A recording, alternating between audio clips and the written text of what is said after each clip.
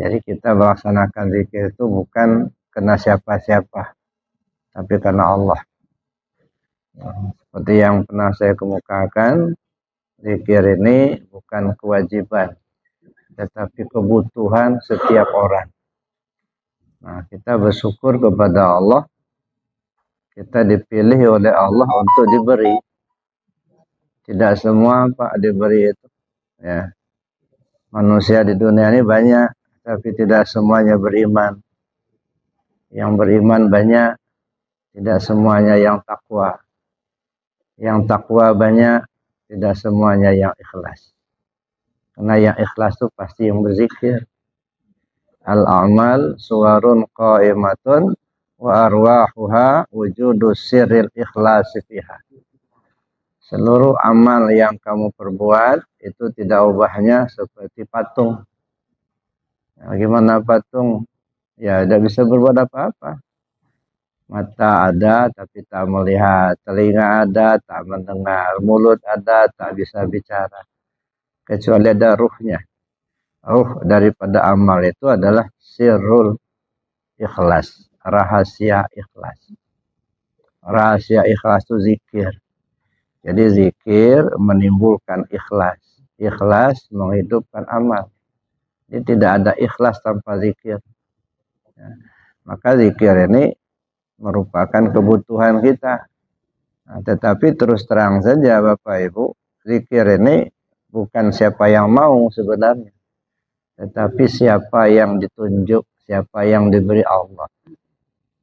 Maka kalau Bapak Ibu ya digerakkan Allah hati untuk belajar zikir, mengamalkan zikir, itu bukan kebetulan, ya, tetapi karena dipilih oleh Allah. Nah, cobalah Bapak Ibu perhatikan sendiri. Nah, nggak usah jauh-jauh lah, di lingkungan kita masing-masing. Berapa orang sih yang ahli zikir? Satu. Yang ahli zikir itu sendiri, berapa orang sih yang ma'rifat kepada Allah? Maaf Bapak Ibu, kadang-kadang satu kecamatan belum tentu ada satu. Ya, apalagi satu desa. Ya, oleh karena itulah ketika Allah beri petunjuk ke hati kita untuk mau mengamalkan zikir, ini suatu rahmat yang besar. Jadi jangan dianggap enteng, ya, jangan dianggap remeh. Ya, karena itu ya zikir ini merupakan kunci untuk mendekatkan diri kepada Allah. Nah, dalam melaksanakan zikir ini Bapak Ibu, kita perlu laksanakan latihan-latihan. Latihan itu dalam bahasa tarekat namanya riyadhah. Kalau di tarekat Naqsyabandi Al-Khalidi itu biasa digunakan suluk. Kalau suluk itu amaliyah secara khusus dibimbing langsung oleh guru. Makanya kalau yang namanya suluk mesti berada pada satu tempat yang dibimbing langsung oleh guru dan tidak boleh keluar dari tempat itu sebelum selesai suluk. Makanya rata-rata yang melaksanakan suluk itu selama 40 hari. Itu dibimbing langsung oleh seorang mursyid, seorang guru. Tapi dalam riyadhah tidak begitu. Riyadhah bisa dilakukan sendiri-sendiri di rumah. Guru hanya bisa membimbingnya dari jarak jauh. Dari rumahnya masing-masing. Jadi kita bisa melaksanakan riyadhah itu di rumah kita masing-masing. Tergantung maunya kita. Nah, macam-macam riyadhahnya. Nah, bagaimana kita lihat di sini. Suma'alam anna riyadhah la tufidu wa la tuqarribul abda ila Allah ta'ala ma lam takun ala mawafiqati syariah wa mutaba'ati sunnah. Kemudian ketahuilah anna riyadhah, bahwasanya riyadhah itu la tufidu, tidak akan memberi faedah, wala tuqarribul abda ilallahi ta'ala, dan tidak akan menghampirkan seorang hamba kepada Allah Ta'ala, ma lam takun ala muwafaqatis syariah wa mutaba'atis sunnah, selama dia tidak mengikuti syariat dan sesuai dengan sunnah Rasul. Itu satu kunci.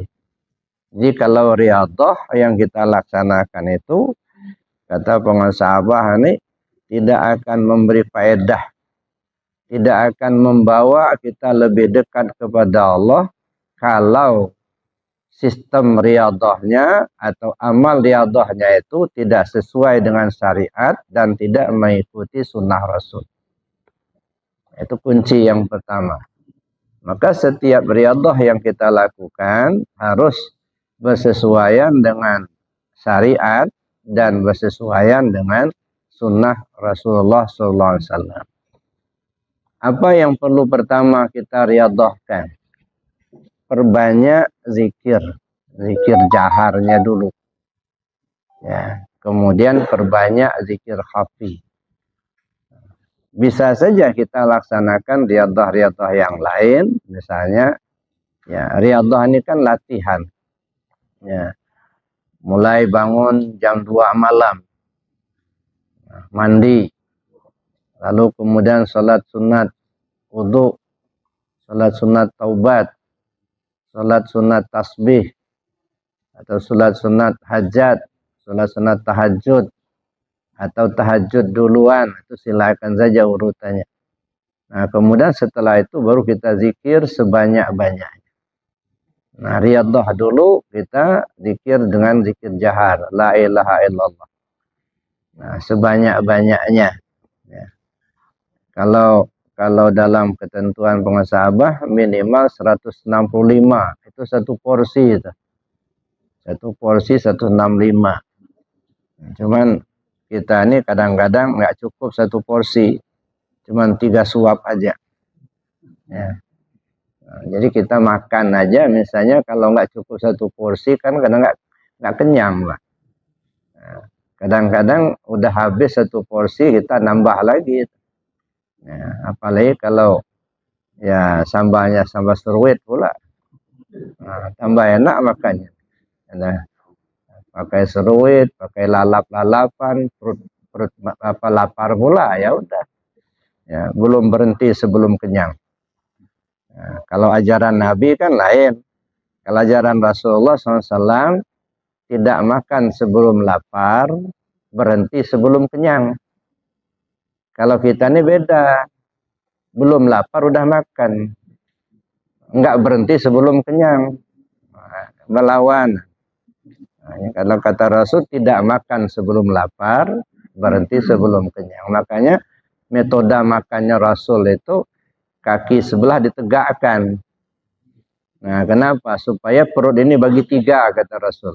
Ada sepertiga benda padat, sepertiga benda cair, sepertiga angin. Nah, begitu diturunkan kakinya pas. Nah, kayak kalau Rasul makan tuh gini nah. Itu Rasul makan. Ini satu ini jepit itu. Cuman terus terang saja kalau saya nggak kenyang, Pak. Ya. Kadang-kadang dibuka dulu ikat pinggang biar padat itu ya. Kalau Rasul itu begitu dilepas kakinya pas bagi 3, tinggal kita minum udah. Nah, jadi Bapak Ibu, riyadhah. Jadi riyadhah itu berlatih. Jadi kita latihan yang melaksanakan zikir. Kalau bisa ya. Setiap kita itu menyelesaikan zikir 100.000. Nah, walaupun ya lama-lama bisa saja 100.000, tapi secara khusus gitu. Namanya zikir ataqah. Ya, berdasarkan hadis Nabi SAW, man qala la ilaha illallah sab'ina alfa buri'a minan nar. Siapa orang yang berzikir sebanyak 70.000, Allah lepaskan dia dari api neraka. Nah, ini pertama ya. Makanya kalau saya dulu nggak boleh ditalkin oleh guru saya di kampung, sebelum menyelesaikan 70.000 dulu. Nah, ini selesaikan dulu di 70.000, nah baru talqin zikir. Tapi oleh pengasabah dibuka dengan pintu yang lebar, tanpa syarat.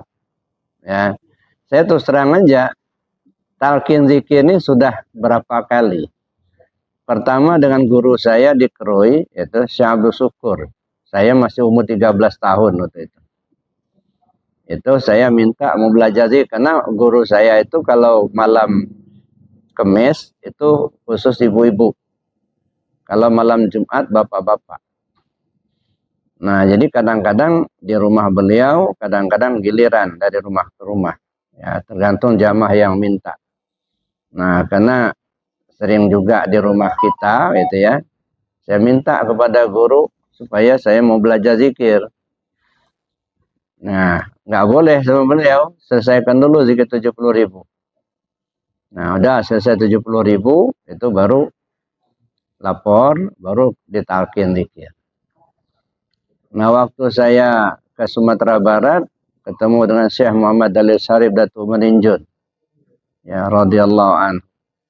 Nah, beliau juga begitu, membina jamaahnya itu malam Kamis, malam Jumat.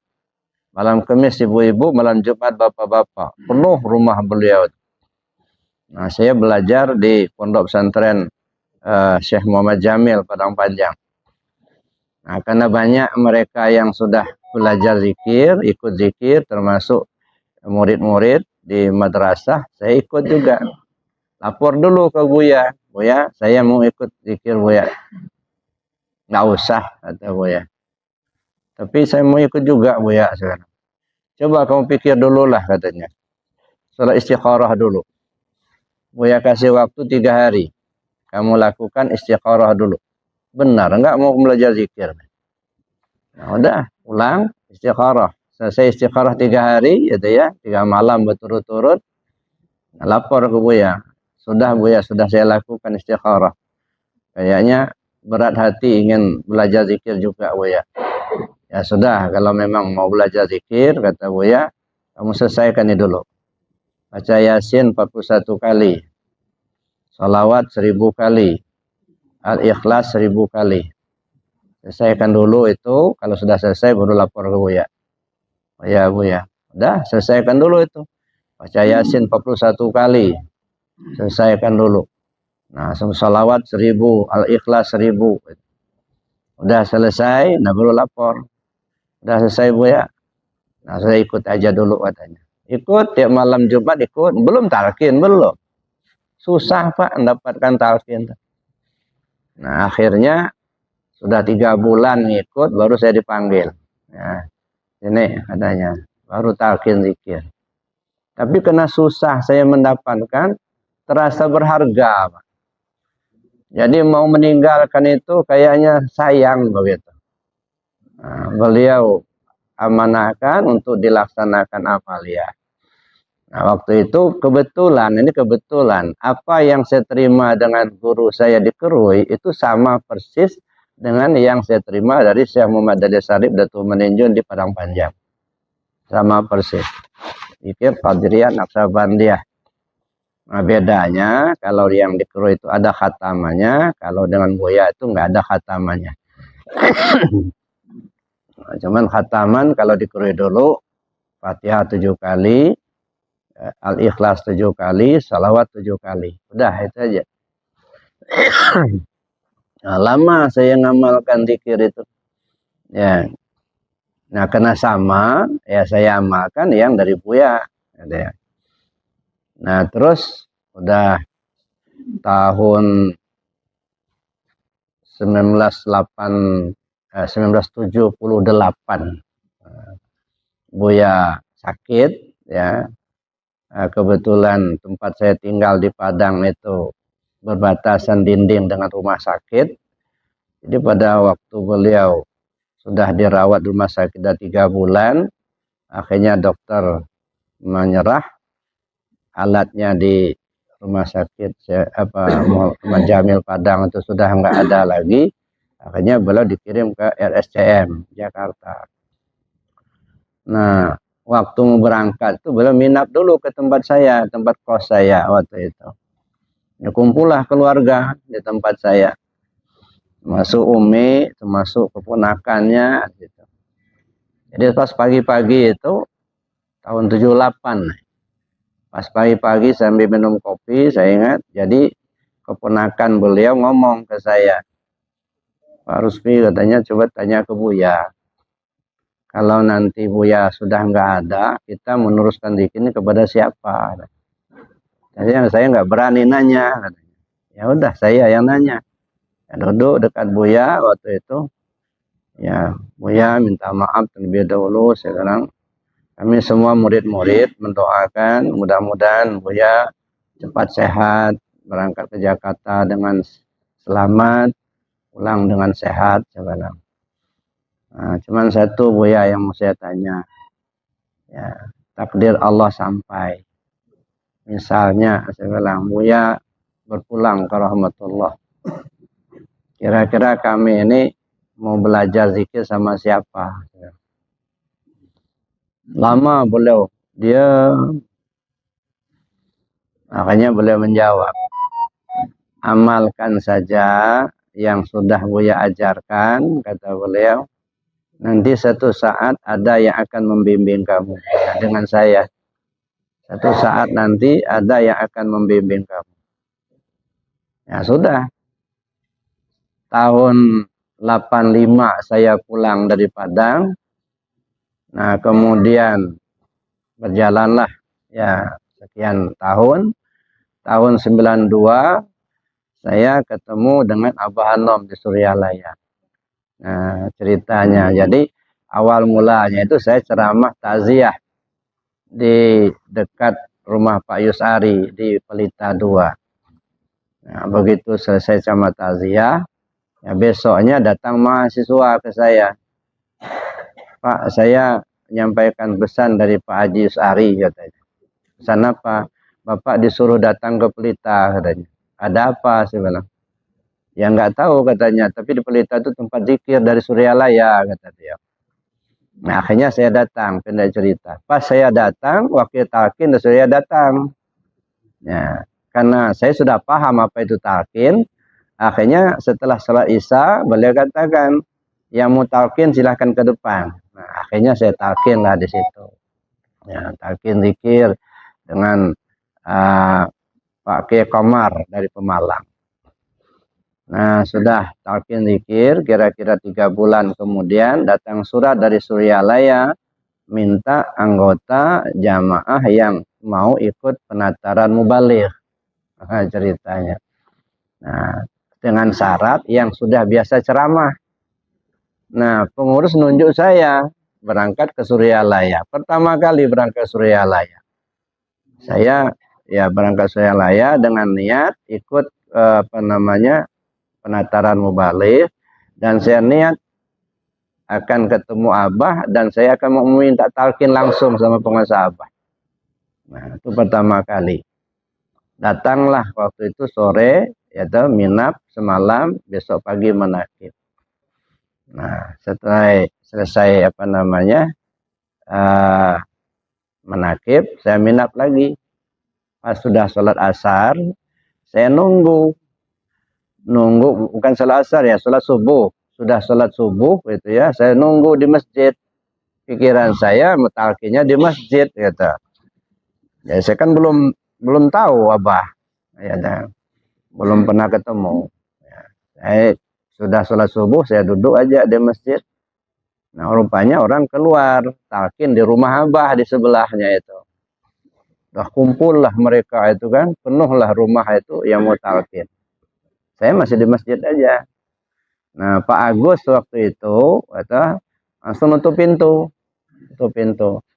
Lapor ke Abah sudah siap semua. Dia Abah sebentar, belum kata Abah. Belum siap. Itu ada dari Lampung satu, kata panggil katanya. Padahal saya belum ketemu Abah. Nah langsung Pak Agus pergi ke masjid. Ada yang dari Lampung nggak di sini? Ada yang saya. Itu dipanggil Abah katanya. Nah langsung saya datang ke rumah, orang sudah penuh.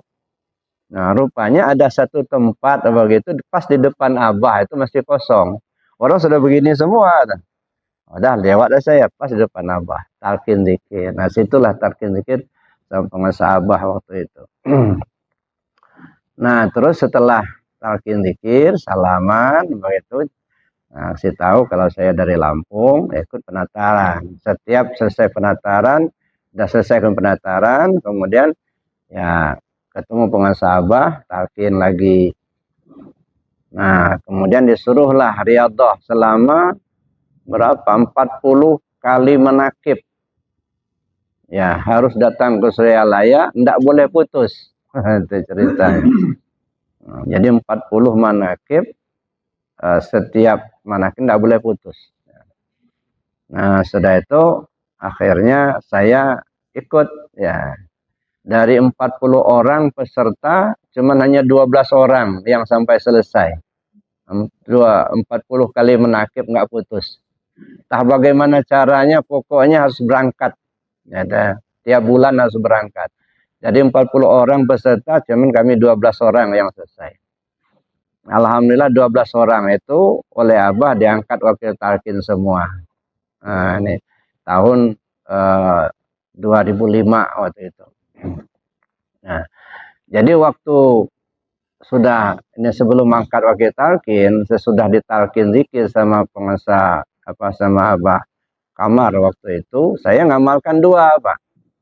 Ngamalkan dari Buya Datu Meninjun, ngamalkan dari Abah Suryalaya.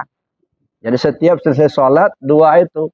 Karena yang dari Kero itu persis sama dengan yang saya terima dari Buya Datu Meninjun. Nah, baik hadarahnya, sisilahnya sama, doanya sama. Nah, jadi saya amalkan dua. Jadi satu ngamalkan dulu dari Datu Meninjun, yang setelah saya itu baru ngamalkan dari Abah Suryalaya. Lama juga itu, ada setahunan lah gitu. Mikir-mikir, nah ini kalau begini terus capek juga kan. Ya, lama selesainya. Akhirnya saya ya minta kepada Allah munajat mana yang mau diamalkan. Apakah memang harus dua-duanya? Apakah salah satunya? Kalau salah satunya yang mana yang mau diamalkan? Saya minta ke Allah, begitu kan petunjuk, itu ya, gimana sebaiknya. Nah, berapa hari kemudian saya mimpi. Ya, mimpinya perasaan saya sudah Idul Fitri waktu itu. Terjadi Idul Fitri. Saya bersilaturahim dengan Buya Datu Meninjun di Jauh Padang Panjang. Ngobrol lah di ruang tamu, saya, istri, sama anak. Ya, waktu itu sama anak saya masih dua, Irfan sama si nomor 2 si ini. Nah, sudah ngobrol, saya bilang sama Buya, saya mau ke belakang dulu. Kebetulan di belakang dulu waktu masih mondok di sana kan ada kolam besar gitu. Ya, tempat buang hajat di situ, mandinya di situ gitu. Ya, di atasnya buang hajat, di belakang, di bawah itu kolam besar gitu ya. Tapi ikannya gede-gede. Mana yang turun langsung disantap sama ikan gitu. Ya. Nggak sampai mengalir ke bawah gitu. Ya. Nah, airnya ngocor bersih bening air. Nah, saya ingat itu, saya mau ke belakang dulu. Ya, Bu, kata Buya. Ya, saya ke belakang. Selesai dari belakang, saya balik ke rumah. Nggak tahunya anak-anak sama istri sudah berdiri di depan di pinggir jalan, mau nyetop mobil mau pulang. Nah, jadi, mau pulang. Iya, kata istri saya. Itu sudah ngomong ke Buya mau pulang. Ya sudah, tunggu dulu, saya bilang. Saya belum pamit sama Buya. Angkalah ke rumah. Hampir ke rumah begitu. Pas sampai di rumah, Buya berdiri di pintu. Ya, Buya minta izin ini mau balik, saya mau pulang. Oh ya, ada salaman sama Buya. Begitu salaman, tangan masih dipegang kan. Saya lihat muka Buya, rupanya Abah Hanom. Nah, begitu saya lihat Abah Hanom, bangun saya. Nah, saya cerita sama pengusaha Baang waktu itu. Nah, itu isyarat katanya, amalkan yang dari Suryalaya, yang lain sudah terbawa serta. Nah, akhirnya istiqomah lah saya ngamalkan dari Suryalaya. Itu isyaratnya. Walaupun salaman dengan Buya Datu Meninjun, tapi zahirnya Abah Hanom. Berbalik jadi Abah Hanom. Nah, dari itulah saya istiqamah pengamal tarekat Qadiriyah Naqsabandiyah di Suryalaya.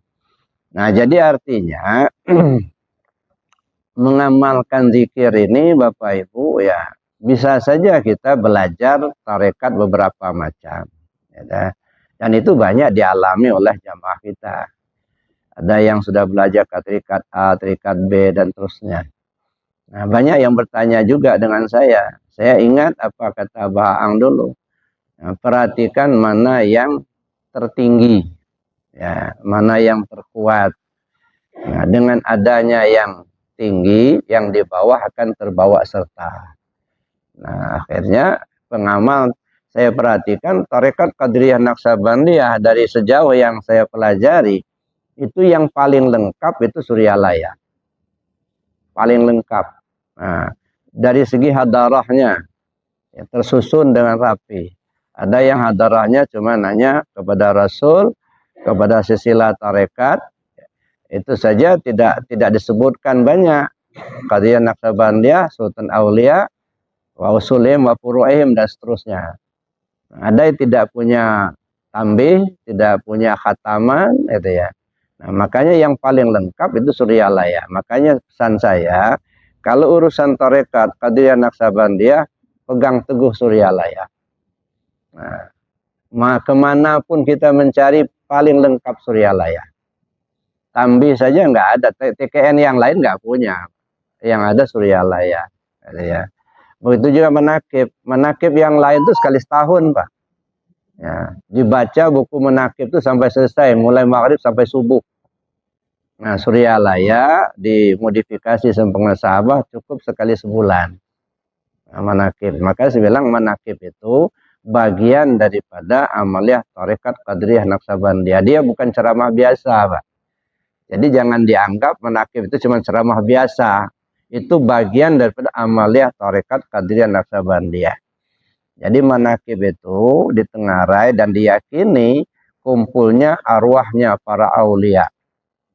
Nah, ruhnya guru-guru kita yang ada di silsilah itu diyakini mereka hadir bersama kita. Nah, makanya ketika manakib itu tidak boleh ada aktivitas yang lain, minum, merokok, makan kue, nggak boleh. Ya, khusus mendengarkan manakib minimal sampai pembacaan manqabah minimal. Nah, kalau sudah ceramah itu ada yang sudah membolehkan, ada yang tidak membolehkan, tapi masih longgar kalau sudah ceramah, gitu ya. Tapi paling tidak sampai pembacaan manqabah itu nggak boleh ada aktivitas yang lain. Jadi nggak ada minum-minum begini. Nanti sudah selesai, nanti baru makan-makan. Nah, itu jadi Bapak Ibu yang saya hormati, maka bersyukur kita kepada Allah Subhanahu wa taala, Allah tunjukkan jalan. Nah, saya kira inilah salah satu doa kita yang selalu kita panjatkan, ihdinas siratal mustaqim. Siratal ladzina an'amta 'alaihim ghairil maghdubi 'alaihim waladdallin. Tunjukkan kami ke jalan yang lurus, jalan yang telah engkau beri nikmat kepada mereka. Siapa mereka? Para anbiya, para mursalin, para aulia, para solehin. Inilah jalan mereka.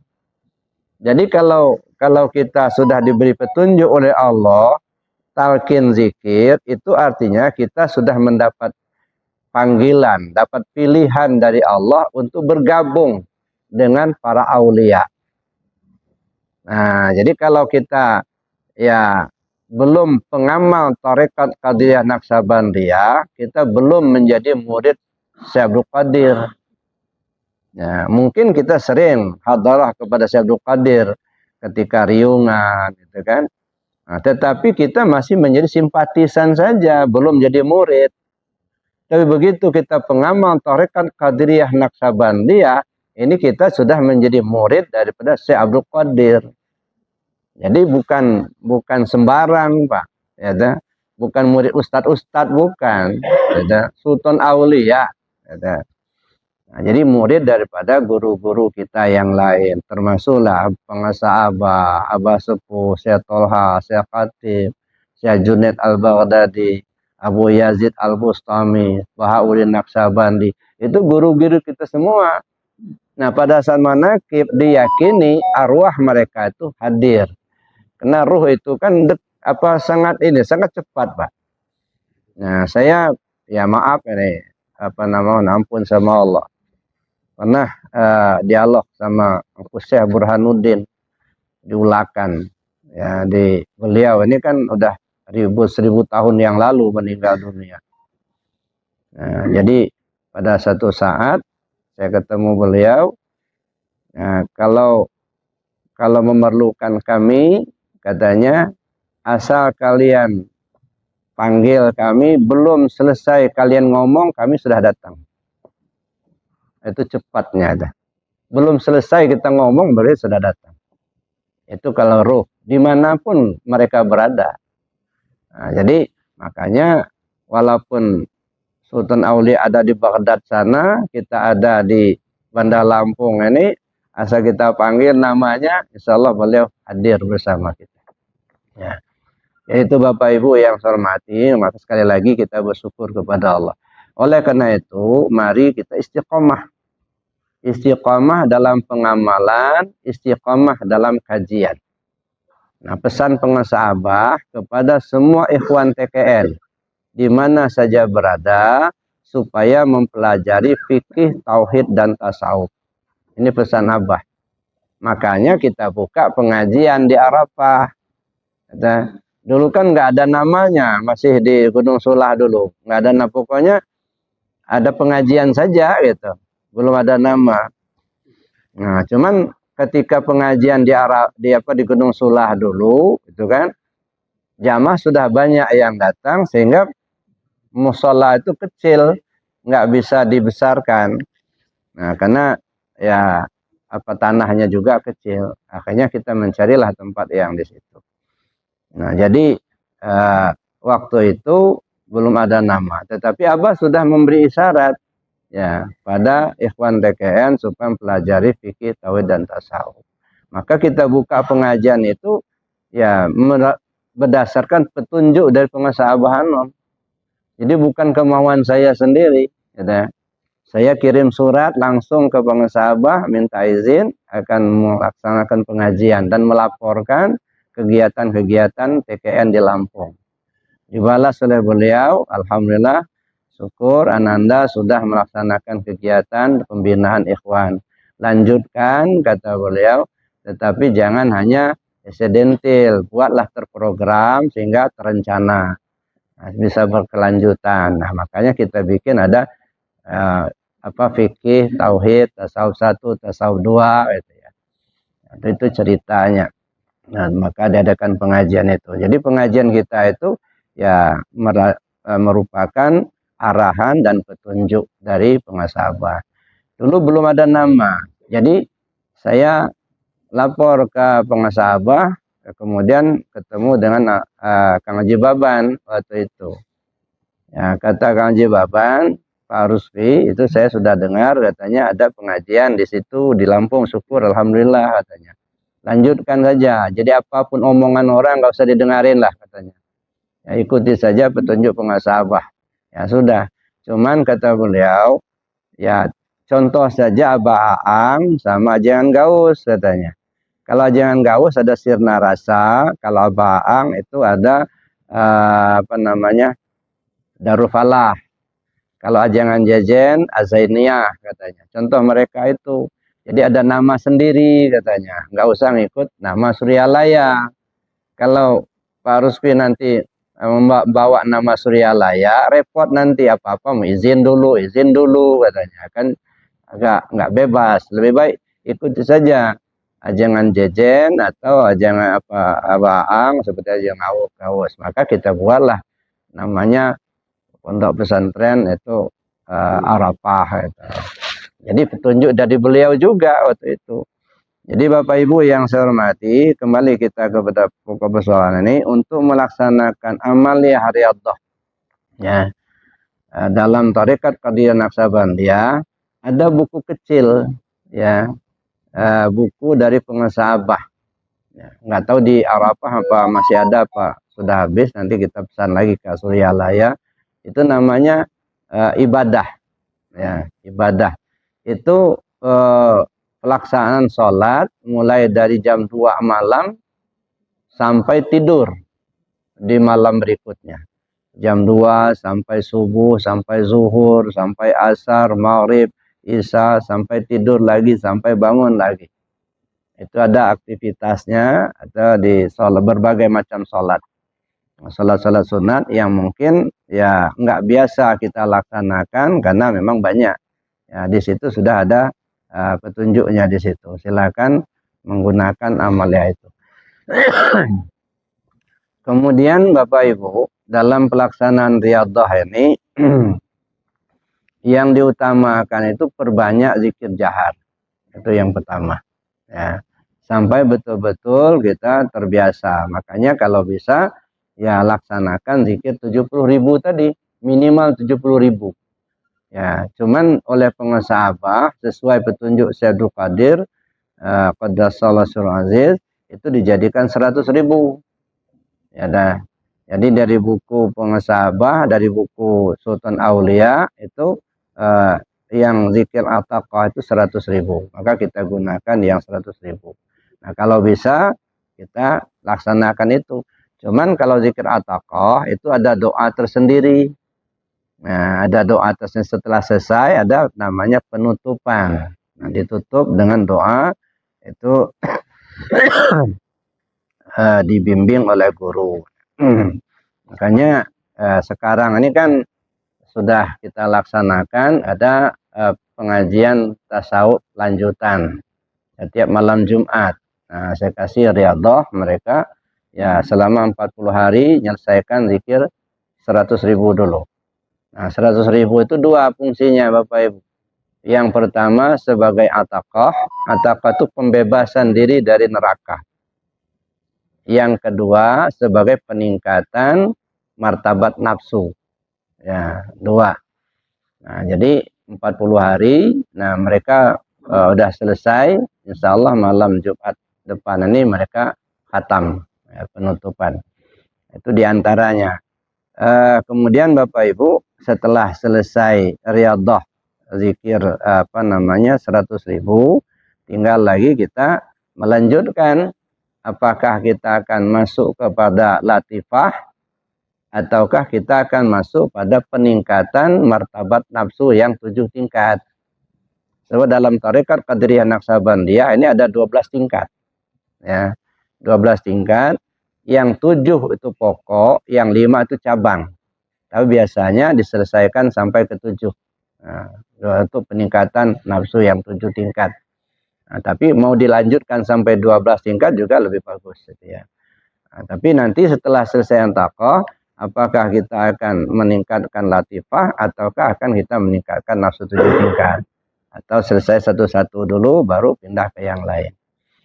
Nah, itu namanya kita riyadhah. Insya Allah di bulan Ramadan nanti ini direncanakan di Arafah sudah mau dimulai. Ya. 10 hari sebelum masuk Ramadan, jamaah sudah masuk ke Arafah. Nah, sekarang lagi dibangun itu tempat tinggalnya ada 12 kamar. Nah, masih terbatas, hanya 12 kamar.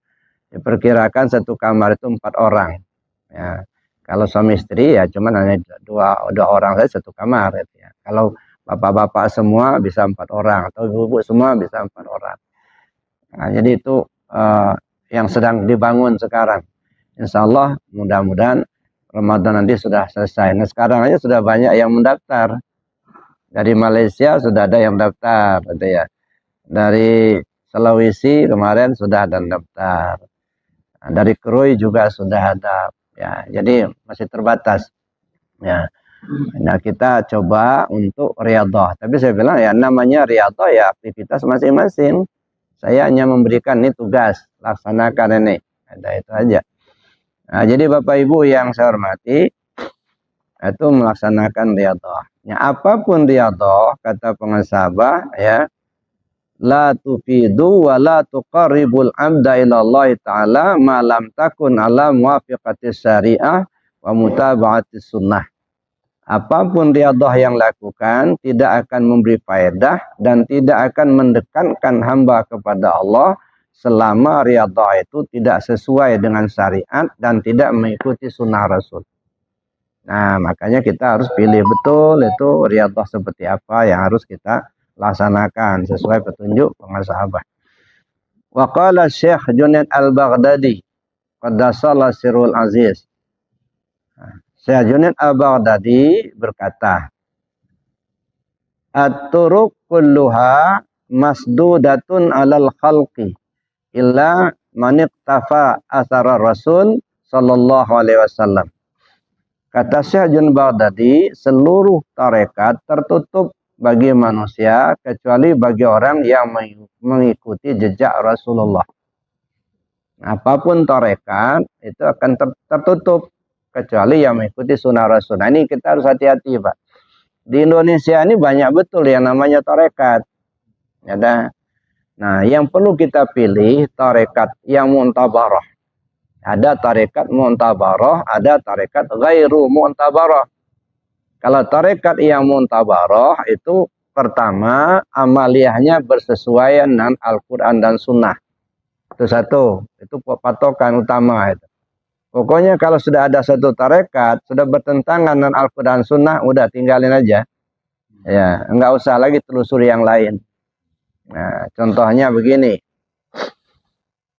Beberapa tahun yang lalu, itu saya ditelepon sama jamaah di Gaya Baru. Ya, nah, jadi Buya tolong turun ke Gaya Baru dulu, karena kami ini ibarat ayam kehilangan induk katanya. Kenapa saya bilang? Nah, rupanya yang biasa mengimami khataman, mengimami zikir, dia nggak mau lagi, nggak mau jadi imam, bahkan nggak sholat lagi. Nah, karena dia sudah punya guru yang baru katanya. Nah, sementara kami kan nggak ada yang berani mau jadi imam, jadi kehilangan figur gitu. Akhirnya datanglah saya ke sana. Nah, saya kumpulkan jamaah di situ, ada apa masalahnya? Ceritalah mereka, ada seorang guru namanya Murtado. Ya, bawa tarekat ke sana, ya, bawa kajian di situ. Nah, terus ya membawakan cara-cara zikir. Saya tahu kata dia karena saya juga ikut dulu, tapi saya sudah keluar Buya katanya. Kenapa keluar saya bilang? Ya, kan gurunya baru sekarang. Enggak masuk akal saya kata dia. Kenapa enggak masuk akal? Nah, ceritalah dia. Jadi ketika berzikir itu Buya katanya. Berzikirnya mulainya jam 12 malam ke atas. Nah, itu zikirnya. Jadi selang-seling. Laki, perempuan, selang-seling. Nah, ini maaf ini Bapak Ibu ya, ini cerita. Nah, ketika berzikir itu, si perempuan memegang alat vital laki-laki. Sambil zikir la ilaha illallah. Masya Allah, ini zikir gaya baru ya. Nah, yang begini ini nggak usah diikuti, udah jelas bertentangan dengan syariat gitu. Nah, akhirnya masyarakat lapor ke polisi waktu itu. Ya, akhirnya ustadznya dipanggil. Mereka sudah bikin masjid, Pak. Masjid dalam gua lagi itu. Ada ratusan sak semen itu masih dalam masjid itu, dalam gua itu. Jadi mereka bikin masjid dalam gua waktu itu. Nah, akhirnya panggil polisi, akhirnya diusir dari situ. Ada ya. Nah, ini yang begini-begini ini siapapun orangnya itu ya. Kalau sudah amaliyah bertentangan syariat ya udah enggak usah digubris lagi. Ya dah, enggak usah diikuti lagi. Nah, tapi kalau amaliyahnya sesuai dengan Al-Qur'an dan Sunnah, nah kita teliti selanjutnya. Nah, gurunya ini punya kapasitas untuk mengajar apa tidak gitu. Nah, jangan sampai dia mengaku-ngaku mursyid tapi tidak ada yang mengangkatnya. Tidak ada yang menunjuknya sebagai pengajar tarekat gitu ya. Nah, misalnya begini, ada seseorang yang mimpi ketemu dengan seseorang, diajarkan amaliyah, lalu dimodifikasi, lalu kemudian diajarkan kepada orang lain. Nah, ini kan nggak ada guru khusus yang secara tersambung kepada Rasul. Itu hasil mimpi dia. Ada tarekat seperti itu. Nah, ini hati-hati. Itu yang ghairu mutabar. Artinya dia tidak punya guru mursyid yang silsilahnya tersambung kepada Rasul. Nah, jadi kalau yang kedua kita teliti apakah silsilahnya bersambung kepada Rasul atau tidak. kemudian gurunya punya kapasitas mengajar apa tidak. Nah, kalau itu sudah, ya, amaliyahnya sesuai Al-Quran Sunnah, silsilahnya tersambung, kemudian gurunya memang dia punya kapasitas untuk mengajar, ya, dan bukan hanya sekedar dia pengamal saja, tapi ada ijazah khusus dari guru untuk mengajarkan. Nah, itu bolehlah kita belajar dan orang seperti itu, insya Allah kita selamat. Nah, tapi kalau tidak demikian, itu namanya ghairu muntabarah, itu berhati-hati. Nah, makanya kata Syekh Junaid Al-Baghdadi, at-turuq kulluha masdudatun alal khalqi. Semua tarekat itu tertutup ya atas hamba kecuali siapa orang yang mengikuti jejak Rasulullah SAW. Jadi amaliannya sesuai Al-Quran Sunnah. Qala alaihi salam, Rasulullah mengatakan, taraktu fikum amraini lan tadillu abada mastamasaktum bihima kitab Allah wa sunnata rasulih. Rasulullah mengatakan, aku tinggalkan pada kalian dua pusaka, dua petunjuk yang kamu tak akan tersesat selagi kamu berpegang kepada kedua petunjuk itu, yaitu Al-Quran dan sunnah Rasul. Nah, ini dua pedoman. Jadi warisan Nabi itu sebenarnya ada tiga, Pak. Ya, yang pertama Al-Quran, dan kedua sunnah, yang ketiga ulama. Al-ulama warasatul anbiya. Nah, jadi tidak semua orang bisa langsung memahami Al-Quran dan sunnah. Karena Al-Quran dan sunnah berbahasa Arab. Nah, kita butuh orang-orang yang memang mengerti di bidang itu. Yaitu ulama-ulama. Maka ulama-ulama inilah yang termasuk warasatul anbiya. Siapa warasatul anbiya itu? Ulama yang seperti apa? Yang diwarisi oleh nabi ke nabi itu adalah kalimah la ilaha illallah. Ya. Afdalu ma qultu ana wan nabiyuna min qabli la ilaha illallah, kata Nabi. Kalimat teragung yang kusampaikan dan disampaikan oleh Rasul sebelum aku itu adalah la ilaha illallah. Jadi artinya ulama yang membawa kalimah la ilaha illallah. Jadi bukan sembarang ulama. Ulama kan orang yang banyak ilmu. Ya, orang yang banyak ilmu ini kan karena macam-macam, Pak. Ada yang banyak ilmunya bisa nipu orang. Ada banyak ilmunya karena kepingin jabatan. Ada. Nah, dia bukan pembawa kalimah la ilaha illallah. Kadang-kadang justru untuk menghancurkan agama juga, seperti senohokerannya lah. Jadi ulama-ulama yang memang membawa la ilaha illallah, li'ilai kalimatillah, membawa umat untuk usul kepada Allah. Itu ulama yang warasatul anbiya. Nah, makanya kalau penceramah banyak apa, tetapi yang bisa membawa ruhaniyah murid usul ke Allah, insya Allah nggak banyak. Nah, kita perlu cari orang seperti itu, yang bisa membawa ruh kita usul kepada Allah. Jangan sampai umur kita habis, tapi kita tidak sampai kepada yang dituju. Kemudian 5 warada fil hadis. Ya, al ulama warasatul anbiya biasa nit sahih. Jadi al ulama warasatul anbiya. Maka saya bilang tadi yang warisan Nabi itu 3, Al-Quran, Sunnah, dan ulama. Nah, al-ulama warasatul anbiya. Nah, oleh karena itulah Nabi memberi petunjuk. Qala Nabi sallallahu alaihi wasallam, kun ma'allah wa illam takun ma'allah fakun ma'a man kana ma'allah fa innahu yusiluka ilaih. Apa kata Nabi? Kun ma'allah. Jadilah kamu bersama Allah. Ini kalau sudah bisa, ya. Jadilah kamu bersama Allah, ya. Wa illam takun ma'allah, kalau kamu belum bisa bersama Allah, fakun ma'a man kana ma'allah. Jadilah kamu bersama orang yang sudah bersama Allah.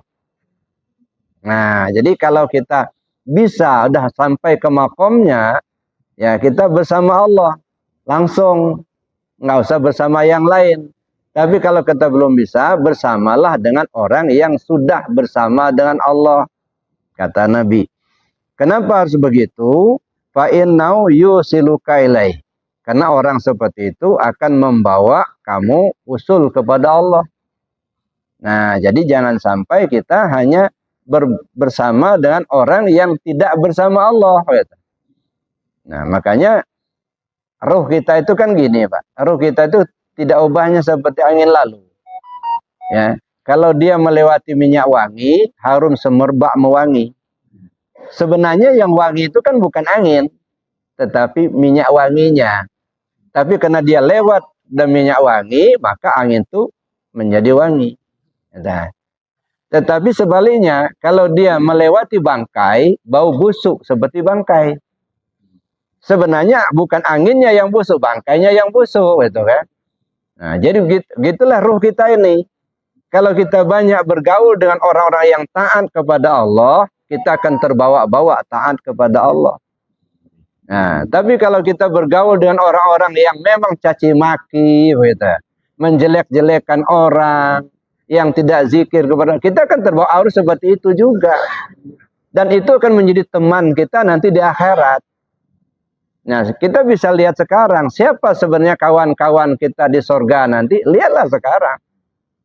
Kalau kita bersama dengan orang-orang yang selalu dekat dengan Allah, insya Allah kita bersama-sama sampai ke akhirat. Nah, tapi kalau kita bersama-sama dengan orang pejudi, orang yang tidak zikir, yang benci ke sana sini, caci maki sana sini, insya Allah sama-sama ke neraka nanti. Jadi tinggal kita milih saja, Pak. Makanya saya bilang tadi, ruh kita itu tidak ubahnya seperti angin lalu. Kalau dia meniupi bangkai, akan busuk seperti bangkai. Tapi kalau dia meniupi minyak wangi, harum semerbak mewangi. Pilihlah orang-orang yang memang tulus hatinya untuk usul ke Allah. Nah, kan ada ayatnya, ya. Ya ayyatuhan nafsul mutmainnah irji'i ila rabbiki radiyatan mardiyah fadkhuli fi ibadi wadkhuli jannati. Kapan? Sekarang. Jangan nunggu nanti. Wahai jiwa yang tenang, kembalilah kau ke Tuhanmu. Nah, ini kita harus pahami dulu nih. Kembalilah kau ke Tuhanmu. Bapak-bapak sudah ketemu Tuhannya masing-masing belum? Nah, kalau belum gimana mau ketemu Tuhan kita? Ya. Harus ketemu, ya. Ya ayyatuhan nafsul mutmain irji ila rabbiki. Kau kembali ke Tuhanmu. Kenapa enggak disebut kembali ke Allah, enggak? Kan enggak disebut irji ila ilallah, kan enggak ada. Irji ila rabbiki. Kembalilah kau ke Tuhanmu. Berarti kita ini punya Tuhan masing-masing, Pak. Ada. Tapi bukan berarti Tuhan itu banyak. Ada. Nah, buktinya kalau bapak-bapak berdoa, ya Allah ya Tuhanku. Nanti yang satu berdoa, ya Allah ya Tuhanku. Sama kan? Nah, tapi di mana Tuhanku itu? Gitu. Sudah ketemu belum? Makanya ketika kita sholat, mesti ketemu, Pak. Kalau kita sholat tidak bertemu dengan Tuhan kita, hanya payah badan tunggang tunggi aja. Mesti ketemu. Kenapa? Aku ada di dalam dirimu. Ya. Wa fi anfusikum afala tubsirun.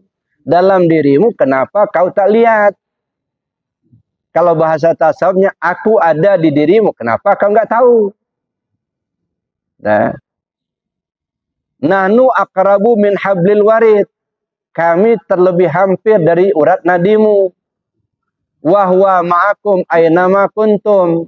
Allah bersamamu dimanapun kau berada.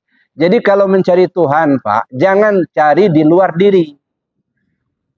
Kalau nyari di luar diri nggak akan ketemu, nggak. Keliling dunia cari Tuhan, di luar dirinya nggak akan ketemu. Nah, carilah dalam diri kita sendiri. Payah-payah mencari bilah ada dalam buluh. Susah-susah cari Allah, Allah ada pada tubuh. Ya. Carilah di situ. Nah, sekarang coba begini. Dalam hadis itu disebut mutu qabla anta mutu. Matikan dirimu sebelum kau mati. Nah, apa yang dimatikan di sini? Ini disebut mati maknawi. Dalam artinya matikan keakuan diri. Ya. Bisa nggak Bapak Ibu datang ke masjid ini kalau tidak ada ruhnya? Nggak bisa kan? Nah, pasti ada ruh kan? Ruh ngikuti tubuh.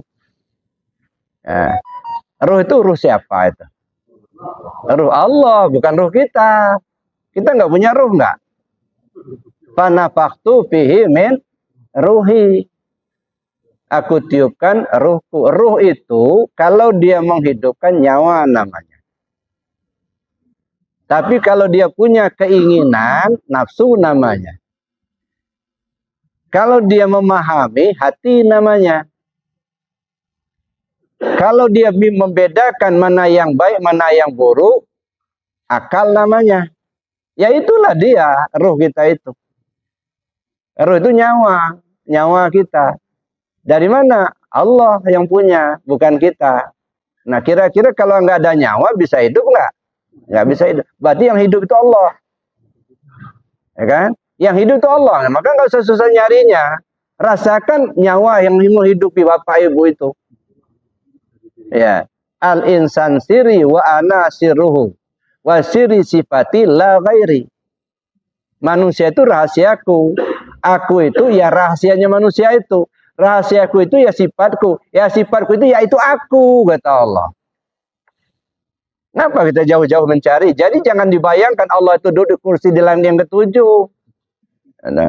Ada di diri kita masing-masing. Nah, nanti kita telusuri lebih jauh lagi itu. Tapi rasakan nyawa itulah yang menghidupkan. Dengan adanya nyawa, maka timbullah ada kodrat, ada iradat, ada ilmu, ada sama, ada basor, ada kalam. Coba kalau nggak ada nyawa, nggak akan timbul kodrat, nggak ada timbul iradat, tidak akan ada sama, tidak akan ada basor, tidak akan ada kalam. Berarti apa? Yang menentukan nyawa. Nyawa itu siapa? Ya Allah itulah.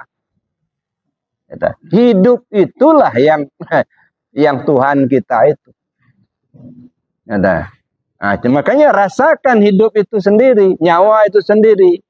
Nah, nanti lebih jauh lagi mesti digali lagi. Di balik itu mesti ada lagi yang halusnya lagi. Nah, tapi kalau saya sampaikan sekarang habis waktu nanti. Dan juga bisa nggak selesai.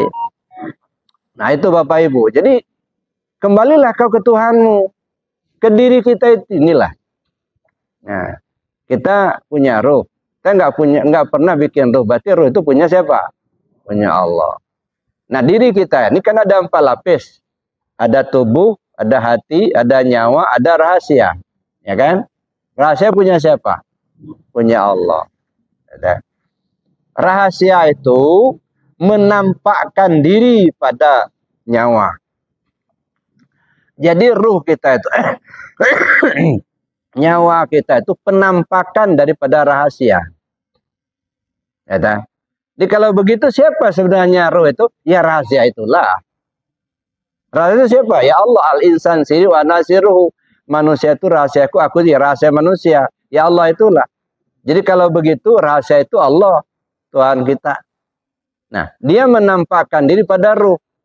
Berarti ruh ini penampakan daripada Allah. Nah, jadi kalau kita hilangkan ruh yang nampak Allah. Tapi ruh menampakkan diri pada tubuh. Ya kan? Ya, kita tahu ada ruh itu kan tubuhnya bergerak. Ada hidup. Nah sekarang coba hilangkan tubuh yang nampak nyawa. Hilangkan nyawa yang nampak Allah. Ini gelas Pak. Kenapa kita katakan ini gelas? Karena dia berbentuk. Ya kan? Ya. Sekarang gelas ini kita pecahkan. Nggak ada nama gelas lagi. Beling namanya. Ya. Beling itu dari apa? Dari kaca. Itu satu contoh. Contoh yang kedua. Nih, kain. Ya kan? Bapak Ibu lihatnya kain apa bukan? Kain. Kain ini dari apa? Dari benang. Benang disulam, disulam menjadi kain. Ya. Benang itu dari kapas. Kapas dipintal menjadi benang. Nah, sekarang ketika kita melihat kain, ya, kita memandang kain tampak benang. Ya, Begitu kita pandang benang, tampak kapas. Nah, kembali ke asal. Nah, begitu juga hancurkan tubuhmu, maka adalah nyawa. Hancurkan nyawamu adalah Allah. Nah, maka nggak susah-susah mencari Tuhan itu. Nah, cuman kalau kita nggak paham juga susah. Nah, namanya juga nggak paham. Ya. Maka kata kawan, ketinggian kajinya Pak katanya. Umur Bapak berapa? 70 tahun. Memangnya ketinggian kapan yang nggak tinggi? Nah, ini masalahnya. Umur 70 tahun ngaji sedikit begitu ketinggian. Ya, kalau umurnya 15 tahun ya wajarlah ketinggian. Gitu ya. Ya. Umur 70 tahun mati dulu baru mau ngaji. Gitu. Ya. Gitu ya. Udah. Maka dikuburin baru diajarin. Kalau siapa Tuhanmu, kata malaikat mungkar nakir itu nanti. Jawab dengan lidah yang fasih katanya itu. Ya, lagi hidup aja nggak hafal-hafal. Udah mati baru diajar. Ya, jadi Bapak Ibu, kun ma'allah. Jadilah kamu bersama Allah. Ya, kita selalu bersama, rasakan. Nah, makanya ketika kita masuk kepada tauhid yang 4. Nah, mana tauhid yang 4 tuh? Tauhid zat, tauhid sifat, tauhid asma, dan tauhid af'al. Tauhid zat, diri. Rasakan dirimu, tak ada diri kamu. Yang ada dirinya Allah. Hancurkan dirimu, yang ada dirinya Allah. Satu, tauhid zat. Jadi kalau mengaku kita masih ada, itu syirik Pak. Ya, ada pengakuan diri kita ada, walaupun sebesar zarrah. Bagi mereka yang sampai ke makomnya, itu termasuk syirik. Nah, mengaku kita ada, mau kita pintar, mau kita kaya, mau kita kuat, kuasa, itu masih syirik. Nah, yang kedua, tauhid sifat. Mana sifat? Sifat 7. Qadrat, iradat, ilmu, hayat, sama, basar, kalam. Nah, ketika kita melakukan itu, sifat melihat, rasakan yang melihat itu Allah, bukan kita. Ketika kita mendengar, rasakan yang mendengar itu Allah. Ya dah, bukan kita. Ketika kita kuasa, berjalan, rasakan yang kuasa itu Allah, bukan kita. Ya. Begitu juga ketika kita punya keinginan, kehendak, rasakan kehendak itu kehendak Allah, hilangkan kehendak kita. Nah, duduklah di tauhid yang sifat ini tadi. Nah, kalau kita sudah duduk di tauhid yang tauhid sifat ini, tidak ada lagi perasaan kita yang ada, maka duduklah kita. Allah itulah yang berbuat. Allah Maha Pengasih, kita coba tampilkan. Ya, suka memberi. Ketika timbul rasa pengasih, itu adalah sifat Allah.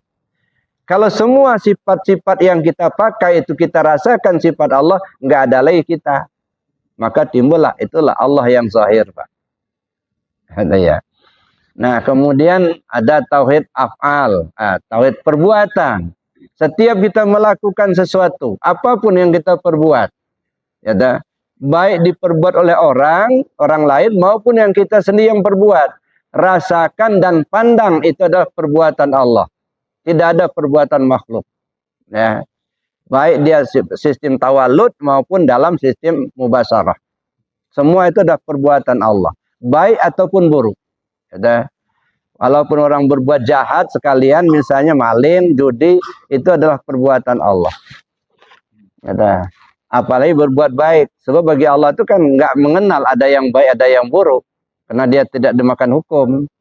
Nah, yang mengenal buruk dan baik itu kan kita. Ya. Kalau bagi Allah, fa'alul lima yurid. Allah berbuat sekehendaknya. Nah, makanya kita pandanglah semuanya itu adalah perbuatan Allah. Jadi tauhid zat, tauhid sifat, tauhid af'al, ya, tauhid asma, nama. Ya, setiap nama yang kita pandang tak ada lagi.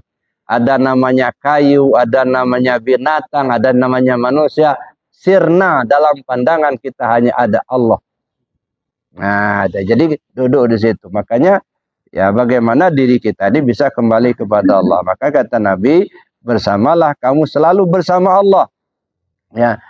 Fa illam takun ma'allah, kalau kamu belum bisa bersama Allah, Fakun ma'a mangkana ma'allah. Jadilah kamu yang kepada orang yang selalu bersama Allah. Kata ya. Dekat-dekatlah kita dengan mereka-mereka yang sudah bersama Allah. Fa'innahu yusiluka ilaih. Karena dia akan membimbingmu untuk usul kepada Allah. Mudah-mudahan Allah beri petunjuk pada kita semua. Amin. Allahumma.